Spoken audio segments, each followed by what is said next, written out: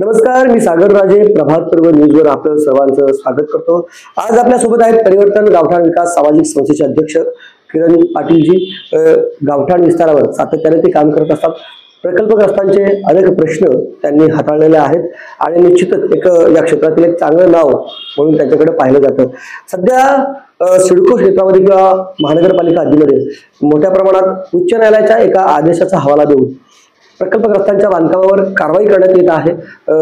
उच्च न्यायालयाची याचिका असल्याचे सांगून नवी मुंबई आणि पनवेल परिसरामध्ये अशा पद्धतीने कारवाई सुरू आहे। एकीकडे प्रकल्पग्रस्तांची घरे नियमित केली जावीत अशी मागणी केली जात असताना शासनाकडनं त्यासाठी कुठेतरी पॉझिटिव्ह आहे शासन असं बोललं जात असताना अशा कारवाई जर होत असतील तर त्या नेमकं का होत आहेत, त्या थांबवता येतील का, त्यासाठी अन्य कुठले उपाय आहेत का, आणि जर उच्च न्यायालयाचाच अशा पद्धतीने जर हवाला देऊन जर कारवाई झाली तर प्रकल्पग्रस्त हवालदिल होत आहेत असं देखील दिसत आहे। या सगळ्या बाबतीत आपल्याला चर्चा करायची आहे। किरण, जे आपल्याला माहित आहे की सध्या नवी मुंबई आणि पनवेल परिसरामध्ये अशा पद्धतीची कारवाई आहे, उच्च न्यायालयाची याचिका आहे आणि त्यामुळे आम्हाला अशा पद्धतीने कारवाई करावीच लागेल असं बोललं जातं। अशा वेळेला एखादा न्यायालयाचा हवाला दिला की मग आपल्यासारखी सगळी मंडळी स्तब्ध होऊन जाते। एकतर ही जी कारवाई सुरू आहे त्याच्याकडे तुम्ही कसं पाहता? या सगळ्या कारवाईच्या पाठीमागं जो उच्च न्यायालयाचा हवाला दिला जात आहे तो योग्य आहे का? त्याच्यासाठी वेगळ्या कुठल्या आपल्याकडे म्हणजे शासनाने दिलेले शासन निर्णय असतील किंवा इतर काय असतील, या सगळ्या बाबतीत जर बोलायचं झालं तर तुम्ही काय सुरुवात कराल, काय सांगाल? नमस्कार। तोडक कारवायांबद्दल आज आपण जो प्रथम आपल्या पॉडकास्टची सुरुवात केलेली आहे, तर तोडक कारवाया हे काही नवीन नाही। गेल्या 20, 25, 30 वर्षापासून आपण बघत आहोत। म्हणजे आपल्या नवी मुंबईमध्ये खास करून रायगड जिल्ह्यामधील जे सिडको क्षेत्र आहे जे बेलपाडा खारघरपासून सुरू होतं तर काळुंद्रा आणि उरणपर्यंत आहे, तिकडे कारवाईचं प्रमाण थोडं कमी होतं याच्या आधी। बरोबर, नवी मुंबईत ठाण्यामध्ये ते प्रमाण जास्त होतं, तर तिकडं बांधकामं जास्त झाली होती। आता मागील 5-10 वर्षामध्ये बघतोय का उरणच्या ग्रामीण भागापासून तर पनवेलच्या ग्रामीण भागापर्यंत सिडकोचं कार्यक्षेत्र आहे, जिथे SPA सिडको आहे अशा ठिकाणी सुद्धा कारवायांचा सुळसुळाट सुरू आलेला आहे। तर हे काही नवीन नाही। उच्च न्यायालयाचा आदेश आला म्हणून त्या कारवाई होतात असं 100% बरोबर आहे असं मी म्हणत नाही, कारण असे असंख्य आदेश मागील 15-20 वर्षामध्ये येत गेलेले आणि प्रत्येक वेळेला सिडकोचे अधिकारी जे MRTPच्या कायद्याला MRTPचं सेक्शन 54, 53, 55 त्याला ते बांधलेलं असतात, बरोबर, त्यामुळे ते वेळोवेळी नोटिसा देऊन ते निष्कर्ष कारवाया चालू ठेवतात। त्याच्यामुळे लोकप्रतिनिधी आणि प्रशासन, बरोबर, ते पोलीस प्रशासन असो किंवा सिडकोचे प्रशासकीय अधिकारी असो, यांचं समोर येणं आणि संघर्ष होणं हे आपण मागच्या 20-25 वर्षामध्ये बघत आलेलो आहे। तर सद्यस्थितीमध्ये जी टांगती तलवार आपल्यावर आहे ती जरा तीव्र स्वरूपाची आहे असं म्हणू शकतो, कारण सिडको आता ट्रान्झिशनला आलेली आहे। त्यांना पूर्ण त्यांच्या भूभागाचं हस्तांतरण स्थानिक स्वराज्य संस्था म्हणजे महानगरपालिका जसं बेलापूर ऐरोलीला ऑलरेडी त्यांनी हस्तांतरण केलेलं आहे। त्याच्यामुळे याच्या पुढच्या कारवाया ज्या आहेत त्या जरी सिडकोने गेल्या नाही तिकडे तरी महानगरपालिका करेल। तसंच पनवेलमध्ये होईल, तसंच उरणमध्ये सुद्धा होईल। त्याच्यामुळे आता आपल्याला जास्त जागरूक राहणं गरजेचं आहे आणि ह्याच्यावर रामबाण उपाय शोधून काढावा लागेल तरच ह्या कारवाई थांबतात। बरं, 23/9/2024 निर्णय आहे ज्यामध्ये भाडेपट्ट्यानं जर सिडकोकडनं आपण ती जमीन मिळाली मग त्यांना प्रश्न सुटेल। भाडेपट्ट्याचा प्रश्न आपल्याला माहितीच आहे, त्याला कारण म्हणजे त्या लोकांनी विरोध देखील केलेला आहे। मग चला ठीक आहे, आता नाईलाज झाला असं म्हणूया आपण, आणि मग त्या नाईलाजापोटी तो जर स्वीकारला तर त्याच्यानं प्रश्न सुटेल का, आणि ती खरोखरच योग्य गोष्ट आहे का, याविषयी तुम्ही काय सांगू शकाल? बघा, 23/9/2024 रोजी जो शासन निर्णय झाला त्या शासन निर्णयामध्ये असं क्लिअर कट लिहिलेलं आहे की कुठल्याही प्रकारची डिस्टन्सची जी सीमा होती पहिले 250 मीटरची, महाविकास आघाडीच्या काळात जो निर्णय झाला होता पण त्याची अंमलबजावणी झालेली नाहीये। सिडको किंवा राज्य सरकार वेळोवेळी शासन निर्णय आणि त्यांचे ठराव आणि जाहीर करते पण त्याची अंमलबजावणी करत नाही, बरोबर, ही खूप मोठी शोकांतिका आहे। तिथे कुठेतरी प्रकल्पग्रस्त संघटना आणि प्रकल्पग्रस्तांचे लोकप्रतिनिधी हे सपशेल फेल ठरतात, कारण जर शासन निर्णय घेतं तर मग ते सिडको आणि महानगरपालिकेने त्याची अंमलबजावणी तातडीने केली पाहिजे। मी तुम्हाला एकच उदाहरण देईल का ज्या वेळेला 1894च्या कायद्याने सिडको शासनाने सिडकोसाठी पूर्ण नवी मुंबईच्या 95 गावच्या जमिनी ज्यावेळी संपादित केल्या तेव्हा 1894च्या कायद्यामध्ये एवढी तरतूद होती की चालू भाव आणि पैसे नाही, बरोबर, ते पैसे त्यांनी देऊ केले होते तरी सुद्धा तो भाव कमी होता, बरोबर, म्हणून स्वर्गीय दिवा पाटील साहेबांच्या नेतृत्वाखाली जे आंदोलन झालं त्याच्यामध्ये असंख्य लोक सहभागी होती त्या आंदोलनामुळे 12.5% स्कीम सिडकोनी लागू केली. तसा शासनाने नगर विकास म्हणजे राज्य सरकारने मंजूर केला. बरोबर. मग त्या शासनाची अंमलबजावणी आजपर्यंत होते. आज त्या गोष्टीला 30 वर्ष होऊन गेली, तरी आजही त्या शासनाची 4 पानं आपण सिडकोमध्ये देतो आणि आपला तो भूखंड आपण मिळवून घेतो. ठीक आहे, त्याला खूप त्रास आहे, अजून काही लोकांचे भेटले नाहीयेत, किती लोकांचे बांधकामामुळे कपात केलेले, वेगवेगळे त्याचे चार्जेस भरायला लागतात, कटिंग होते, 12.5च्या बदली 95%च मिळतात. अशा असंख्य विरोध जर त्याला असले तरी निर्णयाची कारवाई आजपर्यंत थांबलेली नाही. त्याची अंमलबजावणी होत राहिलेली, कारण प्रकल्पग्रस्तांनी तो रेटा लावून धरला. आजही तुम्ही बघा सिडकोच्या 12.5% विभागामध्ये शेकडो लोकांची गर्दी तिथे असेल, कारण ते एका निर्णयाची अंमलबजावणी करण्यासाठी आपण आपला जीव पाण्याला लावला, आपले पैसे कर्ज काढले, दागिने विकले, कितीतरी खर्च करून ते आपण भूखंड मिळवले आणि आज सदनता थोडीफार आपल्याकडे आली. मग ती चिकाटी आणि तो जोश आणि ती जिद्द इतर निर्णयाच्या अंमलबजावणीसाठी आपण का मागे पडतो? एकदम बरोबर. इथे शासनाने निर्णय ते केलेला आहे. ज्या असे त्याच्यामध्ये काही त्रुटी आहेत, 100% त्याच्यामध्ये त्रुटी आहेत. त्या त्रुटीत शासन निर्णय सर्वात पहिले विरोध तर परिवर्तन गावठाण विकास संस्थेनेच केला होता. तुम्ही त्याचे साक्षीदार आहात. त्याला विरोध गणेश नाईक साहेबांनी सुद्धा केला, कारण त्यांनी नाईक साहेबांना स्वतः विधानसभेत पण बोलले ते, आणि त्यांच्या आम्हाला भाडेपट्टे नको, आम्हाला मालकी हक्क पाहिजे. आणि नाईक साहेब सुद्धा जेव्हा ऐरोलीला आले होते त्यांनी सुद्धा कबूल केलं होतं की आम्ही मालकी हक्कानेच देणार. आमदार प्रशांत ठाकूर साहेबांनी वेळोवेळी मागणी केली का भाडेपट्टा नको, आम्हाला सुद्धा मालकी हक्क पाहिजे. बाळाराम पाटील सारखे माझे आमदार होते, त्यांनी 2-3 वेळा विधानसभेमध्ये आवाज उठवला होता का बाबा ही घरं नियमित करण्यासाठी योग्य तो धोरण तुम्ही राबवा. होतं त्याच्यावर तो निर्णय पण झाला. आता त्याच्यामध्ये काही त्रुटी आहेत, 100% त्रुटी आहेत, पण त्याची योग्य रीतीने अंमलबजावणी करण्यासाठी सुद्धा आपण कंबर कसली पाहिजे. तो निर्णय झाला म्हणजे आपल्या घरी येऊन का आपल्या घराचा भाडेपट्टा करार होणार नाही. बरोबर आहे. बरोबर. जसं ऍडव्होकेट विकास पाटील गोठवलीचे असं खूप अभ्यास होईल, त्यांनी सांगितलं मग तुम्ही भाडेपट्ट्याचा आम्हाला ड्राफ्ट तरी दाखवा. आज सिडकोवर तसा ड्राफ्टही नाहीये. मग त्याच्यामुळे काय होतं, शंका कुशंका तयार होत का नक्की यांना ते करायचंय की आम्हाला जबरदस्ती क्लस्टरमध्ये घुसवण्यासाठी हा डाव आहे, अशा असंख्य लोकांचं तेच म्हणणं आहे. तर मग शासनाचं काम केलं बरोबर निर्णय घेऊन. आता त्याची अंमलबजावणी सिडकोनी कशा प्रकारे करायची त्यासाठी प्रकल्पग्रस्तांनी जे बाधित आहेत ते प्रकल्पग्रस्त संघटनांनी, जाणकार लोकांनी, कायदे तज्ञांनी, समाजामध्ये जे टाउन प्लॅनिंग आर्किटेक्ट वगैरे नावातले लोक आहेत अशा लोकांनी आणि लोकप्रतिनिधी आता सिडकोला धाब्यावर घालायला पाहिजे का बाबा शासनाचा निर्णय आलेला आहे, तुम्ही याच्या अंमलबजावणी आमच्या फायद्यासाठी कशी करणार ते आम्हाला सांगा आणि त्याची सुरुवात करा. आज त्या निर्णयामध्ये क्लिअर कट लिहिलेलं आहे का निर्णय झाल्याच्या 1 महिन्याच्या आतमध्ये पूर्ण गावांच्या विस्तारित गावठाणातील घरांचे सर्वेक्षण करायचं आणि त्याचा अहवाल सादर करायचा. 6 महिने झाले, अजून सुरुवात सुद्धा झालेली नाही. आपण आहे ना दुसऱ्या प्रश्नाकडे येऊ. आता कारवाई तर सुरू आहे, म्हणजे तो उच्च न्यायालयाच्या आदेशाचा हवाला देऊन ती कारवाई सुरू आहे. बऱ्याच ठिकाणी त्याला विरोध केला जातो हे देखील आपल्याला माहिती आहे. पण ही कारवाई थांबवण्यासाठी न्यायालयाच्या आदेशाविरोधात कुठलाही वेगळा काय एखादा आपल्याकडे पर्याय आहे का, की न्यायालयाचा आदेश म्हणजे आता अंतिम आदेश आणि त्याच्यामुळे आपण कारवाई थांबवू शकत नाही? बघा, जर एखादा परप्रांतीय मिश्रा शेट्टी फिट्टी ही लोक येतील कुठून तरी आणि आपल्या घरावर वाकडीन जर टाकून जर कोर्टाचा आदेश आणू शकतात आणि सिडको सुद्धा कोर्टाचा आदेश आहे म्हणून तोडक कारवाई करते, पण इथे राज्य सरकारचा GR आहे त्याला केराची टोपली जाते. म्हणजे आपल्याला कळायला पाहिजे का आपण नक्की कुठल्या बोटीमध्ये बसलोय सध्या आणि आपला प्रवास कुठल्या बाजूने चाललाय. त्याच्यानंतर तुम्हाला सांगतो असा निर्णय आज पहिल्यांदाच झालेला नाही. तुम्हाला माहिती असेल 2 वर्ष अगोदर पंजाब सरकार सुप्रीम कोर्टामध्ये गेलं होतं का जे गुरुचरण जागेवर जे बांधकाम आहे ते नियमित झाली पाहिजे. तर सुप्रीम कोर्टाने चपराक मारली का गुरुचरण जागेची अतिक्रमण तात्काळ तोडावी. सुप्रीम कोर्ट सर्वोच्च आहे, त्यांचा आदेश होता, तरी तिथे किती कारवाई झाल्या नाही झाल्या, कारण त्यांनी कोर्टाच्या आदेशाला अधीन राहून रेमेडी शोधल्या की कसं ते वाचवता येईल. बरोबर, कोर्टाचा आदेश सर्वोच्च न्यायालयाचा आदेश हा सर्वोपरी, पण त्याच्या रेमेडी पण असतात. त्या आदेशाच्या अधीन राहून तुम्ही कसं लोकांना वाचू शकता, बिल पॉवर लागतं. आता तुम्हाला उदाहरण देतो मी, जसं की आणि त्याच्यानंतर उत्तर प्रदेशमध्ये जेव्हा योगी आदित्यनाथ जी मुख्यमंत्री झाले तिथे थोडं कारवाई भरपूर प्रमाणात चालू झाल्या. बरोबर आहे. तर तिथे सुप्रीम कोर्टाने चपराक दिली उत्तर प्रदेश सरकारला का बुलडोझर जस्टिस याच्या पुढे चालणार नाही. म्हणजे एखाद्याने जर अतिक्रमण केलं असेल तर लगेच ताबडतोब बुलडोझर घेऊन तोडायचं हे याच्या पुढे कायद्याला धरून नाहीये. तुम्ही त्याला रिसर्च नोटीस द्या, त्याचे शुल्क असेल शुल्क नियमित करण्यासाठी काही शोधा किंवा इतर काही बाबींचा अभ्यास करून अगदीच अनएव्हॉइडेबल केस असेल का हे तोडावंच लागेल, तरच कायद्याच्या अधीन राहून त्याला बचावाचा पर्याय देऊन घर वाचवणं ही प्रत्येकाचा संविधानिक अधिकार आहे.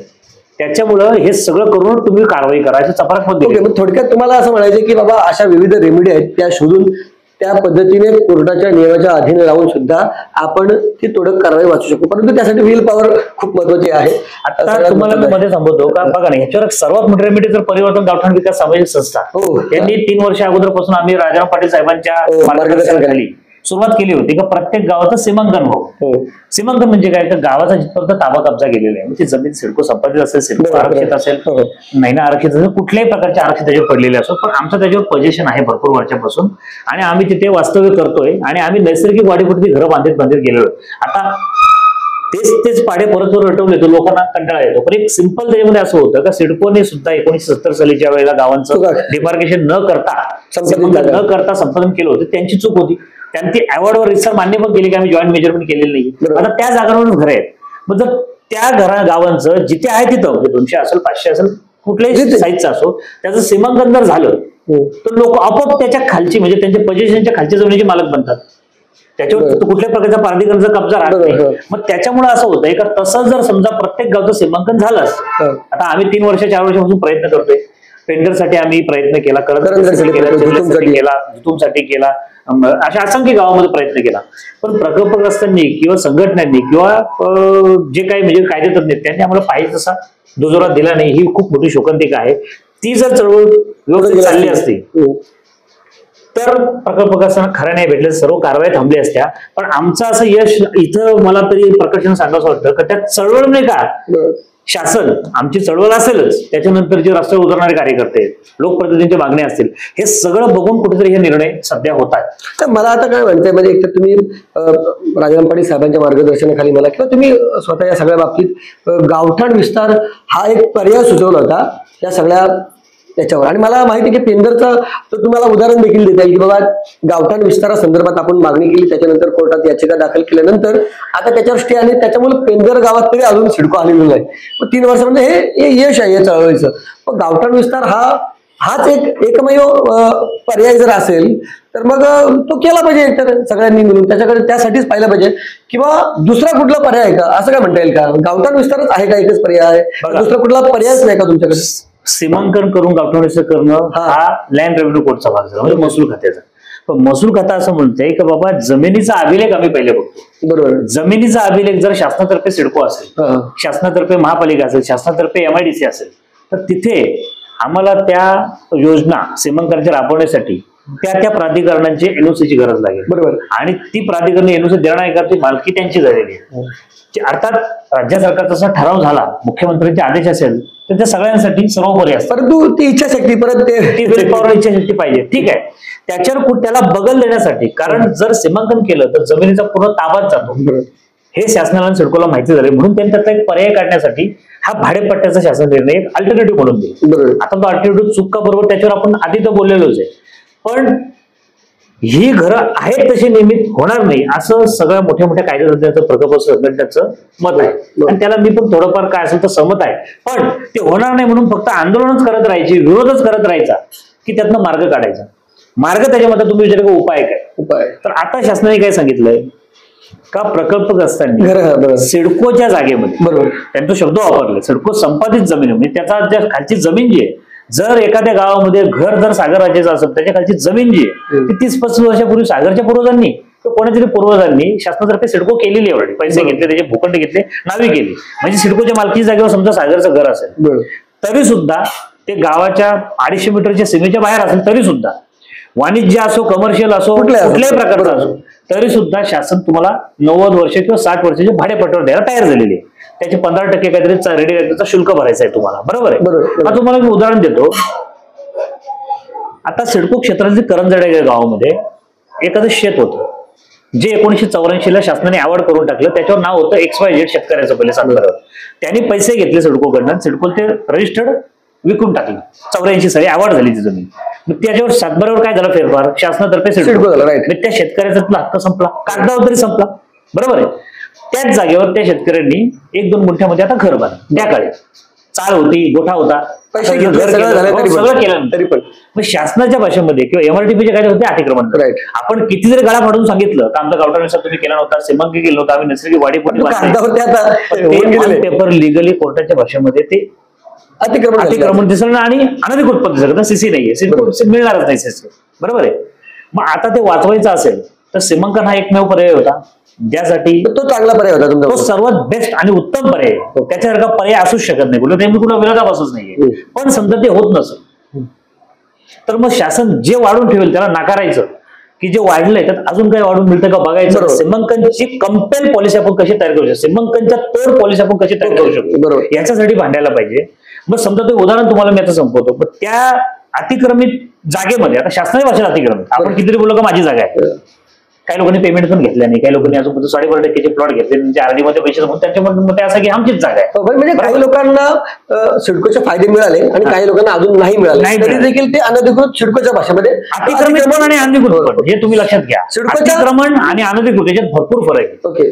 अतिक्रमण म्हणजे दुसऱ्याच्या जागेमध्ये अतिक्रमण करून घर बांधले, आणि अनधिकृत म्हणजे स्वतःच्या जागेत आहे परंतु MRTP तुम्ही सीसी घेतली, भले ती ग्रामपंचायतची घरपट्टी काय असो ना. हे खूप मोठा विरोधाभास लोकांमध्ये प्रॉपर्टी काय ते प्रॉपर्टी टॅक्स पावते, याचा काही संबंध उतार आहे, म्हणजे त्याच्यावर नोंद केलेली आहे ग्रामपंचायतीने, काही संबंध येत नाही. बरोबर. तुमच्याकडे प्रॉपर्टी कार्ड पाहिजे किंवा जमिनीची सेल डेट पाहिजे, सनद एक प्रकार सनद. तर मग शासनाने असा उपाय काढला का सीमांकन करण्यासाठी असंख्य अडचणी असल्या कारणाने आपण, आणि सीमांकन जर केलं तर त्याच्यामध्ये सिडको तसेच MIDC गुरुचरण पाटबंधारे सगळ्या जमिनीला संरक्षण द्यावं लागेल, आणि पुढे त्या अडचणीचा भाग होऊन जाईल. प्रत्येक विभागाशी भांडावं लागेल. म्हणून त्यांनी मधला मार्ग असा काढलाय का बाबा ठीक आहे, पहिले सिडकोचा प्रश्न मिटू. तर 70-80% लोक अतिक्रमण सिडको जागेत आहे. मी 95 गावातलं बोलतोय. मग त्यांनी सांगितलं का बाबा आम्ही ती जागा, करंजाडीची जागा होती, कधीतरी एका शेतकऱ्याची होती XYZ, त्यांनी सिडकोला दिली, शासनासारखे सिडको तरी त्याच्यावर घर बांधलं. आणि आता शासन म्हणलं की आम्ही ते तोडत नाही तुमचं, मग आम्ही तुम्हाला ती जागा जी काय असेल 30x30, 40x40 त्याची मोजणी करू, सर्वे करू, आणि तितक्या जागेचा जो रेडी येण्याचा करंजाडीचा भाव असेल, समजा असेल 20 लाख रुपये गुंठा, आणि सिडको सांगते की आम्ही 15% पर्यंत पैसे घेऊ. 15% प्रमाणे त्याचे भरायचे पैसे म्हणजे 2.5 लाख रुपयापर्यंत होतील समजा, सॉरी 3 लाख रुपये होतील 15% प्रमाणे. तेवढे पैसे भरले तर आम्ही त्या बांधकामधारक आणि सिडको यांच्याबरोबर त्या भूखंडाचा, घराचा नाही, त्या भूखंडाचा, ही सर्वात मोठा विरोधाभास आजपर्यंत लोकांना कोणी सॉल्व्ह करून दिलं का त्यांना त्यांच्या स्वतःच्या पोळ्या भाजायचे. भरपूर संघटनाही काम करतात, तर घर तुमची नियमित होणारच नाही. घर नियमित होईल असं कधीच बोलले नाही, लेखीमध्ये कुठेच कधीच उल्लेखच नाहीये. घर नियमित होऊ शकत नाही, पण घर नियमित होण्याची प्रक्रिया इथून सुरू होते. म्हणजे ती भूखंड, आपण भूखंड घराखालची जी जमीन आहे ती सिडकोच्या नावावर आहे, त्याच्यावर बांधलेलं घर ते किती तुमदार असलं तर ते अतिक्रमित झालं आणि अतिक्रमित पण झालं. मग सिडको काय करते, तुम्हाला ती जागा आहे ती भाडेपट्ट्याने देईल 60 वर्ष किंवा 90 वर्ष, का सिडको धोरण असेल ते 30, 60, 90 कुठल्या धोरणाचे टाकू शकते. बरोबर आहे. आता जर समजा हे भाडेपट्टा आपण स्वीकारला, गृहीत धरा, सिडकोची खरोखर जर मनातली इच्छा असेल का त्यांना मार्ग खरोखर फक्त दाखवण्यासाठी अशी असेल ते करत नाही, त्यांना खरोखर मिटवायचंय असं ते भाडेपट्टा त्यांनी स्वीकारला. बरोबर आहे. आणि त्याच्याकडची अग्रीमेंटची कॉपी एकदा आली 2.5% येते आपल्याकडे, त्याचा प्रश्न मोकळा झाला की बाबा त्याचं बांधकाम जे आहे ना ते आता अतिक्रमित नसणार, जी जमीन आहे ती त्याच्या नावावर झाली, म्हणजे भाडेपट्ट्याने का असं. म्हणजे आता तो अतिक्रमण नसणार, त्याच्यामुळे आदेश आहे अनधिकृत आहे तो, त्याकडे सीसी नाहीये, पण कोर्टाचे जे आदेश का अतिक्रमण हटवा, तर आपण कोर्टाला ऍप्लिकेशन सांगू शकतो बाबा आता माझा भाडेपट्टा करार झालेला आहे, माझी जमीन त्याच्या खालची ते अतिक्रमित नाहीये, 70,000 रुपये सिडको होती, पण आता मी मला जोली सेल डेटची कॉपी बघा, म्हणजे त्या कारवाईचा आळा आला. सेल डेट तुमचं म्हणणं त्याला भाडेपट्टा करतो, पण त्याला प्रकल्पग्रस्त जे आहेत ना ते खुश नाहीये, त्याचं आम्ही इथं, आणि ते कुठे आम्हीच रुजवलंय, आपण इथं वर्षानुवर्ष राहतोय, तर आपण भाड्याने करायचं. बरोबर. सीमांकन करत नाही आणि आम्हाला असे अग्रीमेंट करून तो प्लॉट देतात, त्याला आम्ही कधीतरी मान हलवू कशी तरी, पण कमीत कमी देतात ते भाडेपट्टे, आम्हाला मालकी हक्काने द्या. राहिली गोष्ट हे कायदेत कसं शक्य आहे किंवा ह्याला काही दुजोरा आहे का, तर GR झाल्याच्या विदिन वीक्स, एक हप्त्याच्या आतमध्ये आमदार गणेश नाईक साहेबांनी जाहीर व्यासपीठावर सांगितलं का आम्हाला भाडेपट्ट्या नको, आम्हाला मालकी हक्कानं पाहिजे. आपली बैठकही झाली होती, आपण देखील त्या ठिकाणी. हो, असीम कुमार गुप्ता जे नगरविकास सचिव आहेत, आमदार ठाकूर साहेब होते, महेश बांती होते, संजीव नाईक साहेब होते, त्यावेळेला आपण होतो, मी होतो, आम्ही तिथे सांगितलं की आम्हाला कायमस्वरूपी मालकी याची हवी. तशी त्यांचं असं म्हणणं झालंय का भाडेपट्ट्याचा GR झालेला आहे, पण जर तुम्हाला मालकी हक्क पाहिजे असेल तसं तुम्ही आम्हाला प्रपोजल द्या, आम्ही त्याची पॉलिसी ड्राफ्ट करून CM ला मंजुरीला पाठवू. तसं आपण ड्राफ्ट त्यांना दिलेला पडे परिवर्तन गावठाण विकास समिती आम्हाला सेल डेट करून पाहिजे. बरोबर. पण त्याच्यानंतर इलेक्शन्स लागले, नवीन बॉडी बसली, आता ते परत थांबलेलं आहे, पण आम्ही थांबलेलो नाही आहोत, आम्ही परत वेळेला त्याचा पाठपुरावा करत. तुम्हाला असं म्हणायचं की आता गावठाण विस्तार हा सर्वात बेस्ट पर्याय आहे, पण तरी देखील त्याच्यानं देखील सिडकोची मानसिकता नसेल किंवा शासनाची मानसिकता नसेल या सगळ्या बाबतीत, किंवा दाखवायला कदाचित ते म्हणतील बाबा ठीक आहे चला कायदा आहे सगळं, परंतु ते अंमलबजावणी होऊ शकत नाही, ते खूप कठीण जाऊ शकेल. म्हणून किंवा सिडको हद्दीतील मर्यादित प्रश्न सोडवण्यासाठी हा सेलडीड हा एक चांगला पर्याय असं मला वाटतं या ठिकाणी. बरोबर, चांगला पर्याय म्हणजे कसं आहे सागर बघा, आता तो करंदीला तुम्हाला उदाहरण दिला बरोबर आहे, परंतु लोक परत याविषयी सुद्धा विचार करतील, तो वेगळा विषय त्याच्याकडे नंतर पाहता येतील. प्रत्येक गोष्टीतनं चर्चा आणखी काही ना काही चांगल्या गोष्टी निश्चितच निघतात. बरं, आता तुम्हाला सांगतो, जर राज्य सरकारला आणि सिडकोला विस्तृत गावठाणातील बांधकामांचा प्रश्न कायमस्वरूपी सोडवायचा असेल तर हे जुमलबाजी, हे जी आर वगैरे काढणे त्यांनी बंद करावं. आणि खरोखर जर विल पॉवर असेल तर त्यांनी एकच त्याच्यावर पर्याय आहे का, हे गाव जेवण करू नका, करोडो रुपयाचा सर्व्हे करा, मग त्या सर्व्हेला हे गावाला विरोध करणार, ही संघटना विरोध करणार, बरोबर, मग ते सर्व्हे तसा थांबला, पैसे त्यांना आधी दिले मोबिलायझेशन फंडचे, म्हणजे ते चोरीच झाले एक प्रकारे. त्यापेक्षा जर शासनाने ते निवेदन जे आहे ते तुम्हाला मी देतो, त्याची कॉपी तुम्ही प्रेक्षकांना दाखवा, की शासनातर्फे सिडको असा अभिलेख असलेल्या जागेवर समजा किरण पाटीलचं घर आहे 30x30, 900 फूट झालं, तर सिडको येऊन मोजणी करण्यापेक्षा किरण पाटील सिडकोला अर्ज करेल, माझी एवढी आहे जागा, माझी इतकी आहे इतकी, आणि ती ह्या सर्वे नंबरवर आहे, सिडको संपादित आहे. पण राज्य सरकारचा जो आता नवीन निर्णय झालेला आहे बरोबर, त्या निर्णयाला अधीन राहून मला मोजणी करून त्याचं चलन देण्यात जेव्हा मी पैसे भरायला तयार आहे. बरोबर, पण लीज डेट नाही, कायमस्वरूपी सेल डेट. म्हणजे काय म्हणजे त्याच्यानंतर सिडकोकडे, म्हणजे आता महानगरपालिका क्षेत्रात आपण आहोत आणि त्यामुळे महानगरपालिका क्षेत्रामध्ये असल्यानंतर जर लीज असता तर परत एकदा सिडकोकडे जावं लागलं असतं. आणि सिडकोचा कायमस्वरूपी प्रश्न याच्यानं सुटणार आहे. जी स्वायत्त संस्था असेल त्या ठिकाणी त्याकडे मग आपला पाठपुरावा चालू राहील. पण ठीक आहे, आपण पुढे जाऊया. आपण त्याच्यामुळे सागर असं होतं, एका समजा मग किरण पाटील जर अर्ज करतो बाबा हे 30x30 बांधकाम माझं, जागा सिडकोच्या मालकीची, बरोबर आहे, सिडकोचे अधिकारी येतील, चेक करतील बाबा 30x30 आहे, मग ते त्याच्या जो टेंडरचा रेट काय असेल बाबा, चला 10 लाख असेल, मग त्याचे जे काय शुल्क, आता आम्ही मागणी केली 5%, चालू भावाच्या 5% पैसे घ्या, जर त्यासाठी भाडेपट्ट्यानं ठरवत असेल तर इथे 5% प्रकल्पग्रस्त ही आपली मागणी होती. 5% समजा 5% मंजूर झाले, त्यावेळी ती स्टॅम्प ड्युटी मी भरणार आणि तिथे जाऊन पंजीकृत आपलं रजिस्टर्ड सेल डीड बनवणार, म्हणजे त्या तुकड्याचे, तो जो माझ्या घराखालच्या जमिनीचा तुकडा आहे शासनाने तो आपोआप त्याचा फेरफार चेंज होऊन प्रॉपर्टी कार्ड बनणार. आणि भविष्यात बरोबर, भविष्यात मग काय होतं, जर सिडकोचं जर अस्तित्वच संपलं तर लाईफ मध्ये कधीच आपण सिडकोकडे एनओसी साठी किंवा कुठल्या कुठे शुल्क भरण्यासाठी सिडकोच्या पायरी चढायची गरजच नाही. बरोबर, मग आपण काय करणार, पुणे महानगरपालिका, नवी मुंबई उरण नगरपालिका, कलेक्टर असेल, टाउन त्याच्याकडं ते घर पुनर्बांधणीसाठी अर्ज करू शकतो. आता इथे असं आहे का ती सेल डीड जरी झाली तरी आपलं बांधकाम अनधिकृतच, कारण बांधकाम नियमित होणार नाही. पण कमीत कमी त्या घराखालची जमीन आपल्या कायमस्वरूपी नावावर झाल्यामुळं आपण मार्ग खुले झाले आणि आपले बरेच मार्ग खुले झाले. बघा, बरेच मार्ग खुले झाले. आपण एखाद्या म्हणजे खाजगी विकासकाला देखील आपण देऊ शकतो स्वतः आपल्या मर्जीनं, किंवा आपण स्वतः बांधू शकतो ज्याच्याकडे, नाही का.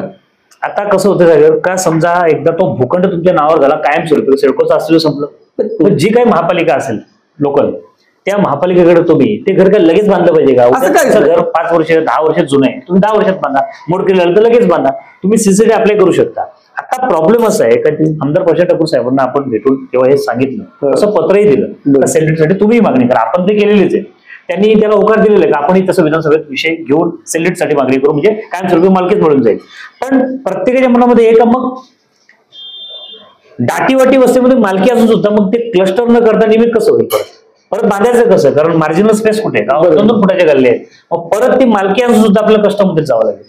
बरोबर झालं? हो, बरोबर. तर आता त्याचे उत्तर असं आहे का जबरदस्तीमध्ये क्लस्टर जाण्यापेक्षा ऍक्च्युअली त्या क्लस्टरमध्ये गेला कधी पण उत्तम. आपण स्वतःचे निर्णय स्वतः घेऊ शकतो. झोपडपट्टीवाल्यांकडे जमीन मालकी नाहीये, त्याच्यामुळे सरकार जे ठरवेल ते करावं. सरकारने सांगितलं 150 फुटाचं घर 150, 200 सांगले 200, तुमच्याकडे मालकीच कुठे आहे?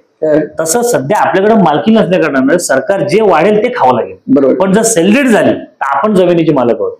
त्याच्यामुळे पॉलिसी ड्राफ्ट करताना आपल्याला विश्वास घेतला त्यांना पॉलिसी बनवताच येणार, किंवा आपण सामूहिकरित्या तो पुनर्विकास जसा करू शकतो स्वतःहून त्या पद्धतीने करू शकतो, स्वतःहून पण करू शकतो, किंवा इच्छाशक्ती असेल, चिकाटी असेल आणि आपली ताकद जर जशी आपण 12.5% आंदोलन ठेवली, दिवा पाटील नामकरणाच्या टायमाला ठेवली तशी ठेवली तर ही धोरणं, ह्या पॉलिसी बनतात कुठं? विधानसभेमध्ये. बरं, त्याच प्रश्नाकडे आपण येऊया. आता सध्या आमदार प्रशांत ठाकूर असतील किंवा विक्रांत पाटलांनी देखील, आमदार विक्रांत पाटलांनी देखील आता त्या सभागृहामध्ये त्यांनी नैनामधील शेतकऱ्यांच्या प्रश्नांबाबत देखील आता आवाज उठवलेला आहे. मागील काळामध्ये आमदार बलराम पाटील असतील, त्यांनी देखील म्हणजे त्या ठिकाणी प्रश्न उपस्थित केलेला आहे. किंवा सध्याचे सगळे म्हणजे अगदी महेश बालदीने देखील याविषयी आवाज उठवलेला आहे. तुम्ही काय पाहता की एकतर प्रकल्पग्रस्तांचे लोकप्रतिनिधी सातत्याने याविषयी आवाज उठवतच आहेत. म्हणजे अगदी नैना झाला काय, कुठला झाला काय, तो एरिया प्रकल्पग्रस्त म्हणून आपण पाहतो. तुम्हाला काय वाटतं या सगळ्या गोष्टीचा कुठेतरी फायदा होतो? तुम्ही कसं पाहता या सगळ्याकडे? आता कितपत त्याचा फायदा होऊ शकेल? प्रकल्पग्रस्तांची घरं वाचली पाहिजेत, जमिनीचा योग्य मोबदला भेटला पाहिजे, त्याचं पुनर्वसन व्हायला पाहिजे. यासाठी वेगवेगळे प्लॅटफॉर्म आपल्यासाठी उपलब्ध आहेत. पण अल्टिमेटली धोरण फक्त विधानसभेत बनतं. तुम्ही उच्च न्यायालयात जरी गेला तर उच्च न्यायालय धोरण नाही बनवू शकत. ते फक्त आदेश देऊ शकतात राज्य सरकारला की तुम्ही अशा प्रकारचं धोरण बनवा. तुम्ही लोकायुक्ताकडे जाऊ शकता, लोकायुक्ताला पण पॉवर आहे, लोकायुक्त पण आदेश देऊ शकतो राज्य सरकार तुम्ही असं धोरण बनवा. तुम्ही उद्या राज्यपाल मोदयांकडे जाऊ शकता. राज्यपाल म्हणजे देशाचा म्हणजे राज्याचा प्रथम नागरिक आहे, मुख्यमंत्र्यांच्या पण वरती त्यांना पॉवर आहे. त्यांनी सुद्धा आदेश दिले. ते धोरण नाही बनवणार, ते आदेश देतील राज्य सरकार तुम्ही अशा प्रकारची पॉलिसी लोकांसाठी बनवा. किंवा समजा आपल्याला असं वाटतं की सत्ताधारी जे आमदार आहेत ते आपली मदत करत नाही, तर आपण विरोधी पक्ष नेत्याकडे जाऊ शकतो. बलराम पाटील साहेब असतील, इतर जे काही विरोधी पक्षातले जे नेते आहेत त्यांना घेऊन विरोधी पक्ष नेत्याकडे गेलो आणि त्यांना जर आपण पटवून दिलं, त्यांनी विधानसभेत विधान परिषदेमध्ये तशी सभा तहकूब करून जर लक्षवेधी मांडली तर परत राज्य सरकारला तसे आदेश देण्यासाठी ते भाग पाडू शकतात. हे सगळे वेगवेगळे टूल्स आहेत. आणि एक टूल तर तुम्हाला माहितीच आहे, रस्त्यावरची लढाई, जी आपल्या प्रकल्प जास्त आवडते. बरोबर आहे, ठीक आहे, तो पण एक मार्ग असू शकतो. समजा या सगळ्या लढाया आपण वेगवेगळ्या पद्धतीने चालू ठेवल्या, सर्वांनी चालू ठेवल्या, त्याच्यामुळे कुठेतरी आपल्या लोकप्रतिनिधी आता बोलायला लागले. बरोबर, आणि वेळोवेळी बोलायला लागले. आमदार प्रशांत ठाकूर साहेबांचं मी विशेष आभार मानेन आणि त्यांना धन्यवाद सुद्धा देईल. का त्यांच्याकडे हजारो मागण्या गेल्या असतील याबद्दल काही दुमत नाहीये. हजारो लोक, त्यांचे कार्यकर्ते असतील, त्यांच्या मतदारसंघातील लोक असतील, मागण्या गेल्या असतील, मोर्चे गेले असतील, निवेदने गेले असतील. परिवर्तन गावठाण विकास सामाजिक संस्थेने सुद्धा त्यांना हिवाळी अधिवेशनाच्या 1 महिना अगोदर एक पत्र दिलं होतं. त्याच्यामध्ये 3 मागण्या होत्या सगळ्या. पहिली मागणी अशी होती का जी विस्तारित गावठाणातील शासनाच्या भाषेमध्ये गरजेपोटी घरे जी बनलेली ती भाडेपट्ट्या नियमित न करता सेल डीड करा, म्हणजे डायरेक्ट कायमस्वरूपी सिडकोचा अस्तित्व संपेल आणि प्रकल्पग्रस्ताच्या नावावरती जमीन येईल घराखालची. अतिक्रमण ते राहणार नाही. कोर्टाला आपण सांगू शकतो ऍफिडेव्हिट करून का आम्ही आता जमिनीचे मालक झालेलो, आता अतिक्रमण नाहीये, अधिकृत नक्कीच आहोत, ते पालिका बघून घेईल. बरोबर आहे, ही मागणी पहिली केली होती. दुसरी मागणी केली होती का नैना क्षेत्रामध्ये जे नैनाला विरोध होतोय भरपूर, ठीक आहे, 40-60चा फॉर्म्युला तर लोकांना मान्य नाहीच आहे, ती वेगळी लढाई आहे. पण कमीत कमी त्यांची जी विस्तृत गावठाणाची घरं आहे ती कुठल्याही शासनाच्या जमिनीवर नाही, स्वतःच्या जमिनीवर मालकीच्या सातबार त्याच्यावर जी घरे आहेत त्याच्यावरच भूखंड सिडकोनी रेखांकन केलेले, त्याच्यावरच प्लॉट दिले. आणि ते मंत्र्यांना पण असं फसवतात आणि आमदारांना असं फसवतात की घरं वाचवण्यासाठी दिलेलं. अरे घरं वाचवलं, ते घरं तोडण्यासाठी आणि तुमचं ऑलरेडी त्याच्यावर जर भूखंड देतात तर तुमचं ते भूखंड अर्धा फक्त तुम्हाला मिळतो ना, त्याच्यावर मी जास्त भाष्य करत नाही. तर तुम्ही कमीत कमी बरं राज्य सरकारला एवढा तरी प्रश्न विचारा का बाबा जी ऑलरेडी गावातली एक्झिस्टिंग स्ट्रक्चर्स आहेत, घर असेल, चाळी असतील, गोठे असतील, फार्म हाऊस असतील, काय पण जे काय त्यांची वाणिज्य बांधकाम असतील, पोल्ट्री असतील, हॉटेल्स असतील, ढाबे असतील, हे वगळून तुम्ही टीपीएस राबवू शकता का? हे जर राबवलं तरच नाही ना सक्सेस होईल. अशा प्रकारचा तुम्ही प्रश्न विचारा. हा दुसरा त्यांना आम्ही निवेदन दिलं होतं. आणि तिसरं आमच्या परिवर्तन गावठाण विकास सामाजिक संस्थेने जे निवेदन दिलं होतं ते असं होतं का पनवेल महानगरपालिकेने मुंबई वेस्ट मॅनेजमेंट आणि सिडको डम्पिंग ग्राउंड यांच्या बाजूला 500 मीटरचा बफर झोन असला पाहिजे. या एमपीसीबीच्या निर्णयामुळे खासगी जमिनीवर ग्रीन झोनचं आरक्षण टाकलेलं आहे. तर ते क्लिअर कट प्रकल्पग्रस्तांचा तिथे अन्याय होतो. कारण एमआयडीसी आणि सिडकोनी केलेल्या चुकीचं भूर्दंडाच स्थानिक शेतकऱ्यांना भोगावं लागतो. त्यांच्या जमिनीला कवडीचा भाव नाहीये. लोकांचे एमओयू झाले, डील झाले तोपल्या का तिथे ग्रीन झोनमुळे सीसी भेटणार नाही, बांधकाम परवाना भेटलं, कुठलंच बिल्डर त्या जमिनी घ्यायला तयार नाही. बरं, शेतकरी शेती तिथे करत नाही. मग उद्या जर तो ग्रीन झोन तसाच ठेवला तर एमआयडीसी सिडको राहील बाजूला, पनवेल महानगरपालिका खूप त्याचा आर्थिक भूर्दंड पडले. कारण जमीन स्वतःच्या मालकीचे, ठीक आहे, तिथे मला बांधकाम परवाना घ्यायला कोणी थांबू शकतो का, सरकारचा कायदा आहे. पण तिथे चाळी बांधायला, गोडाऊन बांधायला, अतिक्रमण करायला, गॅरेज बांधायला कसली परवानगी पाहिजे? मला सगळे अतिक्रमण वाढतील आणि ते परत त्याचा भूर्दंड येतो महापालिकेवर पडेल. त्यापेक्षा तुम्ही राज्य सरकारला असं प्रचारण करा का बाबा जी 500 मीटरचं बफर झोन आहे त्यातले जेवढ्या पण खासगी सातबार आहेत ते राज्य सरकारने चालू होणे संपादित करा. बरोबर, 2013 आणि मग तिथं बफर झोन करा, काय करायचं ते करा. किंवा ती जमीन तशीच ठेवण्यापेक्षा तिथं तुम्हाला बांधकाम परवाने अलाउड नाहीये, ह्युमन हॅबिटेट म्हणजे नागरी वस्ती नको अशा आदेश आहेत. पण तिथे तुम्हाला गार्डन्स, होल्डिंग पॉइंट, गणेश घाट, मोठे मोठे रस्ते, बाग बगीचे, लॉजिस्टिक पार्क हे करण्यापासून कोणी थांबवलं? खरं म्हणजे ना, आता आपण याच्यावर म्हणजे विषयांतर म्हणजे मुंबई वेस्ट मॅनेजमेंट किंवा जे डम्पिंग ग्राउंड आहे सिडकोचं डम्पिंग ग्राउंड यामध्ये जो 500 मीटरचा बफर झोन त्या ठिकाणी म्हणजे त्या ठिकाणी महानगरपालिकेच्या डेव्हलपमेंट जो आहे प्लॅन त्याच्यामध्ये दिसत आहे. त्याच्यापेक्षा तर भयानक परिस्थिती मग आता ही सध्या पंतप्रधान आवास योजनेची घरे न्यू केमिकल झोनच्या अगदी लागून आहे. तिथे किती म्हणजे तिथे जास्त प्रदूषण आहे पाहिलं तर, म्हणजे तिथे तो नियम लागून आहे आणि इकडे तो विषांतर जास्त बोलता येईल. प्रकल्प असं न्याय द्यायला पाहिजे. बफर झोन का पडला? कारण डम्पिंग ग्राउंड, पण डम्पिंग ग्राउंड आधी आमची जमीन आधी गावात इथं आधी होतीच. एमपीसीबीला MIDC ला हे माहिती होतं का 500 मीटर पर्यंत आपला गॅप ठेवावा लागतो. तुम्ही त्यांची त्या MIDC बाउंड्रीच्या आतमध्ये कंपनी सेटअप करायला पाहिजे होत्या. मग जर तुम्ही एकदम त्या बाउंड्रीला खेटून घेतात, त्याच्या बाजूला 7 असे कीड लावत असेल ते आम्हाला कदापि मान्य नाही. मग ते शासनाने संपादन करून लोकांना मोकळं करावं आणि त्या जागेवर कॉमन युटिलिटीज देऊ का? पनवेल महानगरपालिकेला सुद्धा आज पेंडर, कोयनावळे, घोट, तळोजा मजकूर, करवले, तुर्बे ही सगळी जी गाव आहेत 1000-2000 एकर जमिनीमध्ये याच्या पुढे डेव्हलपमेंट होणार. खुल्या जागा कुठे आहे? शासनानं सांगितलं, पटवून दिलं लोकांना पण न्याय भेटेल, प्लस पनवेल महापालिकेला जातील तर जागाही उपलब्ध होईल. लोकांनी त्या जागा सांभाळल्या. म्हणजे ज्या काळात खूप मोठ्या प्रमाणे जमिनीचे खरेदी विक्रीचे व्यवहार झाले अशा लोकांनी त्या जागा सांभाळल्या, म्हणूनच यांना का ते आयत्या ग्रीन झोन मध्ये टाकायला दिला. ह्याच्यामध्ये सागर असं तुम्ही बोलता गोष्ट खरी, त्याच्यामध्ये असं होणार का जी लोक बाधित आहेत त्यांनाही नाही मिळेल, शासनाचे कायदे आहेत त्यालाही बगल दिली नाही आपण, तर ह्युमन हॅबिटेट नको म्हणजे नागरी वस्ती नको, पण इतर कॉमन हॅबिटेट देता येते.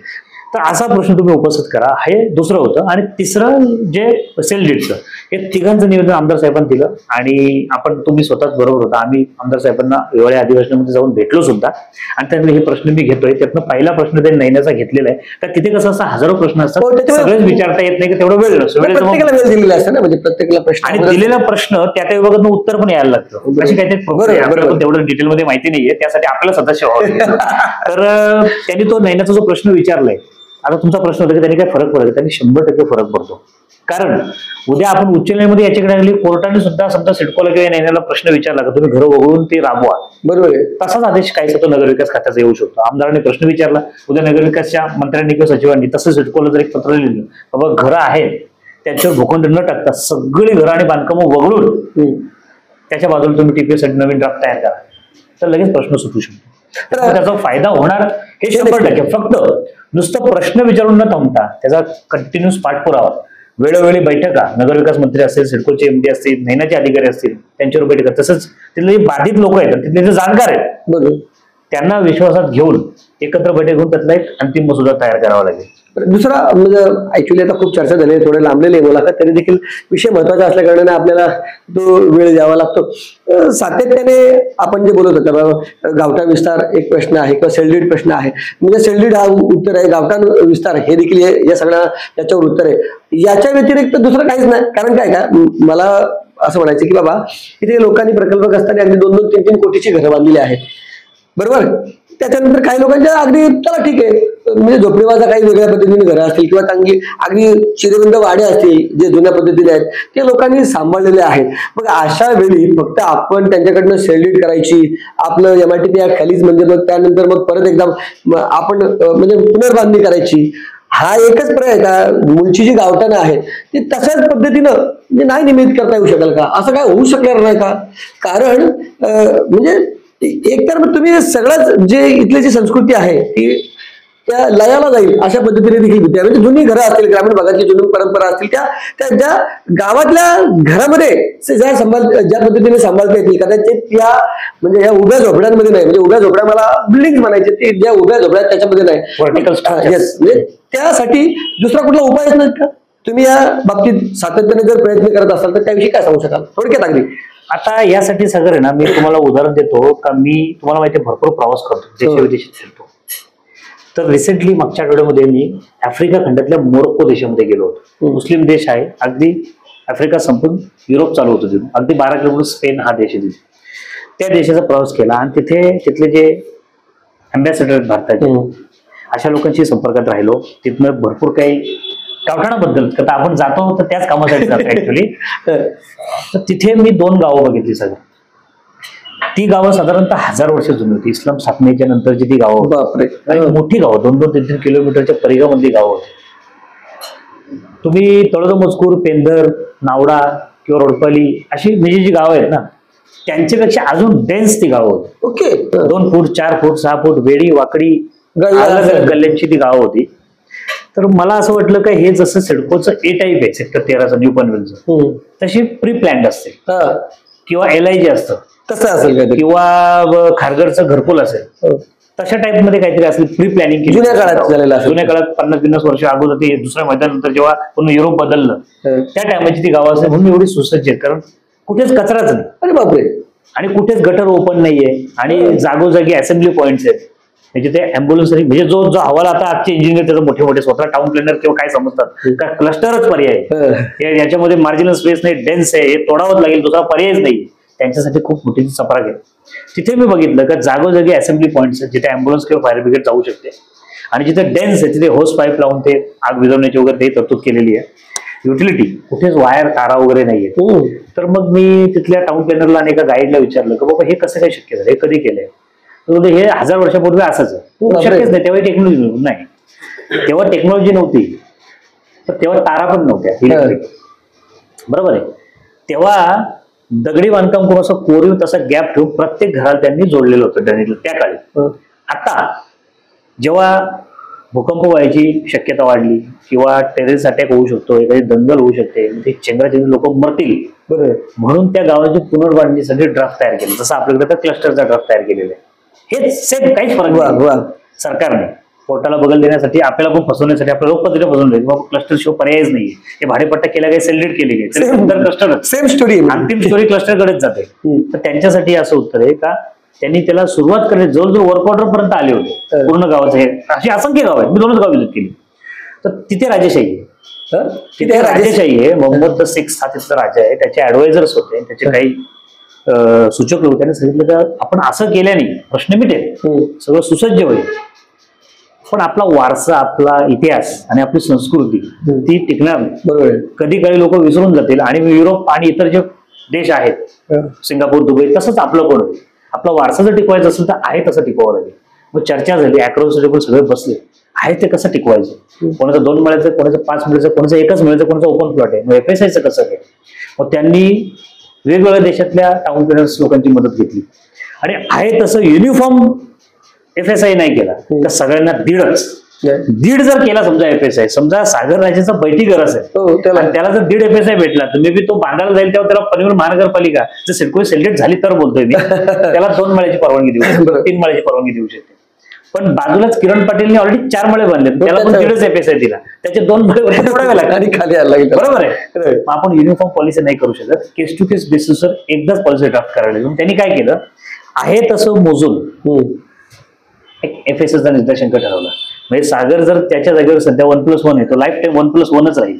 आणि किरण जर 4 आहे आणि FSI मध्ये त्याला फक्त 2.5 बसतंय, तर तो 2.5, पण वरचे 1.5 लगेच पोकळून घेऊन तोडायचे नाही. तो जेव्हा पुनर्बांधणीला येईल तेव्हा त्याला माहिती मला 2.5च बांधायचं. पण जर त्याला परत 4च करायचं असेल तर वरच्या 1.5चा अँसिलरी प्रीमियम त्याला भरावं लागेल, प्रोव्हाइडेड त्याच्या बाजूला मार्जिनल स्पेस किती नसेल तर त्याला काही क्लस्टरमध्ये जायची गरज नाही, तो 2.5वर खुश. ओके. म्हणजे सगळ्या बाबीचा विचार करून त्यांनी एक पॉलिसी ड्राफ्ट केली. म्हणजे सांगायचं तर असं. आणि मग त्या गल्ल्या ज्या होत्या त्या परत तसे तशा खोदून प्रत्येक घराला drainage line, sewerage line, utility लाईननी जोडलं गेलं, फायर ब्रिगेडच्या लाईननी जोडलं गेलं आणि पेवर ब्लॉक बसून सगळ्या गल्ल्या सुसज्ज केल्या. आणि ती गावं आज तुम्ही चालत फिरता पण असं वाटतं का तुम्ही कुठल्या तरी म्हणजे प्री प्लॅन सिटीमध्ये अशा प्रकारची गाव, पण म्हणजे सुनियोजित शहराबरोबर सुनियोजित गाव. सिडको जो धक्का पडतो का तुम्ही शहरांची शहरं घडवता आणि गावाला तसेच बकास ठेवता, बघताय तुम्ही परिस्थिती. बरोबर. तर तो सुद्धा पोचला जाऊ शकतो जर सेल डीड केली प्रत्येक बांधकामाची आणि FSIची पॉलिसी राज्य सरकारनंतर त्याच्यानंतर राबवली तर गावं सुद्धा आहेत तशी आपल्याला टिकवता येते. तर जास्त चर्चा झालेली आहे, परंतु मुद्दे अतिशय महत्वाचे होते. आपण विविध गोष्टींवर चर्चा केलेली आहे. खरोखरच जो उच्च न्यायालयाचा आदेश आहे त्याच्यामुळे जी कारवाई सुरू आहे त्या बाबतीत काय उपाय आहेत का याविषयी आपल्याकडे आपली चर्चा झालेली आहे. शिवाय